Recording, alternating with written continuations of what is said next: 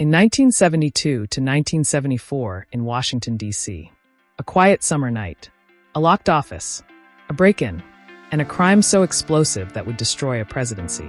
At 2:30 a.m. on June 17, 1972, security guard Frank Wills discovered a small piece of duct tape on a door lock at the Watergate office complex. The building was supposed to be secure, home to the Democratic National Committee, but what Wills had stumbled upon was far from ordinary.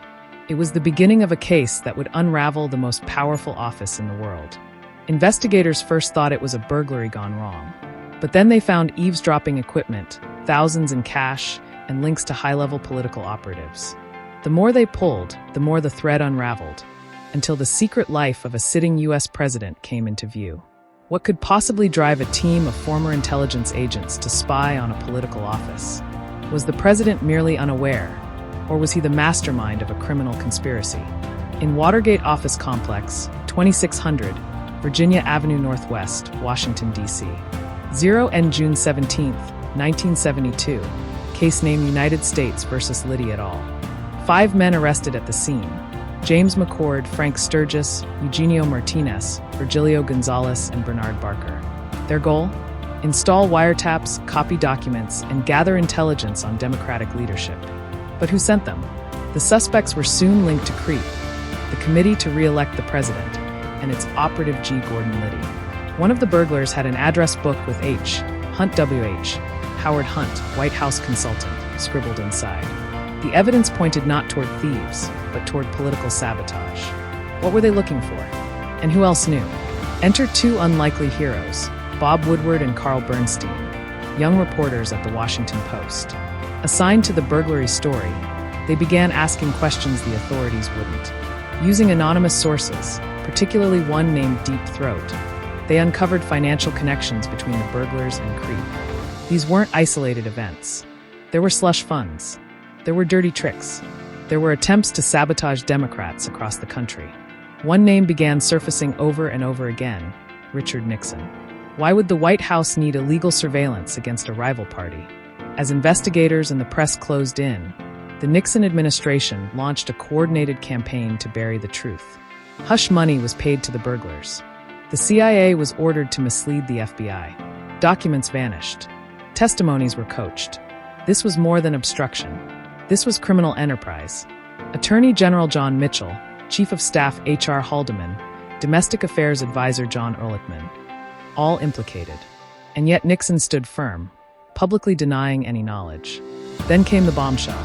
On July 13, 1973, former White House aide Alexander Butterfield testified that President Nixon had secretly recorded every conversation in the Oval Office. What did the tapes contain? Would they confirm the president's guilt? Independent prosecutor Archibald Cox subpoenaed the tapes. Nixon refused. What followed was a constitutional crisis. In an event dubbed the Saturday Night Massacre, Nixon ordered Cox's firing. Attorney General Elliot Richardson and Deputy Attorney General William Ruckelshaus both resigned in protest. The public was stunned. The Supreme Court intervened, ruling unanimously that Nixon must hand over the tapes. When they were released, one stood out: a recording from June 23, 1972. Just 6 days after the break-in, Nixon could be heard instructing Haldeman to use the CIA to block the FBI investigation. It was the smoking gun. The president had committed obstruction of justice. As articles of impeachment were drafted, Nixon's political support collapsed. He was isolated, betrayed by his own party, abandoned by the public. On August 8, 1974, Nixon addressed the nation. "I must put the interest of America first. Therefore, I shall resign the presidency effective at noon tomorrow." The next morning, he boarded Marine One with his wife, gave one final salute, and disappeared into history. But did he escape justice? Just a month later, President Gerald Ford issued a full pardon for any crimes he might have committed.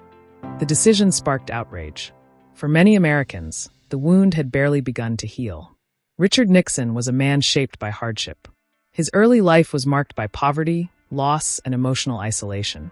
He rose through the political ranks with intelligence, strategy, and a deep sense of paranoia. Watergate was born from that paranoia, from a fear of losing, from the belief that power must be protected at all costs. The scandal changed America forever. It led to sweeping ethics laws, campaign finance reform, and a hardened distrust in government. Even today, the suffix "gate" denotes scandal. What happens when the one who swears to uphold the law is the one breaking it? Is another Watergate possible? In an age without tapes, without print journalism, without accountability?